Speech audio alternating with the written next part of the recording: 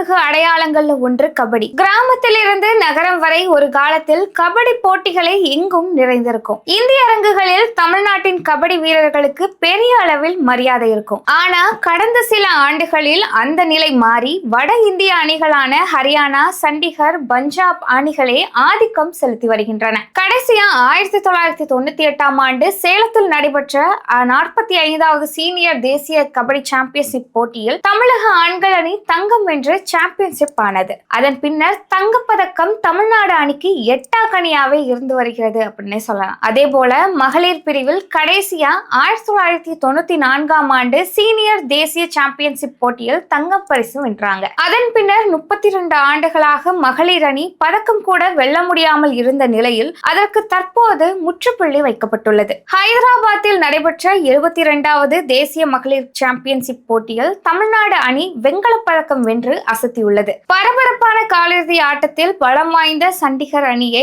39 புள்ளிக்கு 37 என்ற புள்ளி கணக்கில் வீழ்த்தி அரையிறுதிக்கு தகுதிப்பட்டதன் மூலம் தமிழ்நாடு அணி பதக்கத்தை உறுதி செய்தது. தொடர்ந்து அரையிறுதி போட்டியில் நடப்பு சாம்பியன்ஷிப்பான இந்திய ரயில்வே அணியுடன் மோதிய போட்டியில் 46 புள்ளிக்கு 29 என்ற புள்ளி கணக்கில் தமிழ்நாடு அணி தோல்வியை தழுவியது. எனினும் அரையிறுதி வரை முன்னேறியதால் தமிழ்நாடு அணிக்கு வெண்கலப் பதக்கம் வழங்கப்பட்டது. இந்த தொடரில் சிறப்பாக செயல்பட்ட தமிழ்நாட்டின் இளம் வீராங்கனை கார்த்திகா 76 ரெய்ட் புள்ளிகளையும் டிபென்ஸ் 21 புள்ளிகளையும் என மொத்தம் 97 புள்ளிகள் பெற்று தொடரின் சிறந்த வீராங்கனையாக திகழ்ந்துள்ளார். இதன் மூலம் இந்தியாவின் கவனத்தை தன் பக்கம் திருப்பியுள்ள அவர் இந்திய அணிக்கு தேர்வு செய்யப்படும் வாய்ப்பை உருவாக்கியுள்ளார். இவர் ஏற்கனவே பக்ரைனில் நடந்த ஆசிய இளைஞர் விளையாட்டுப் போட்டியில் இந்திய அணி தங்கம் வெல்ல முக்கிய பங்காற்றியவர் என்பது குறிப்பிடத்தக்கது.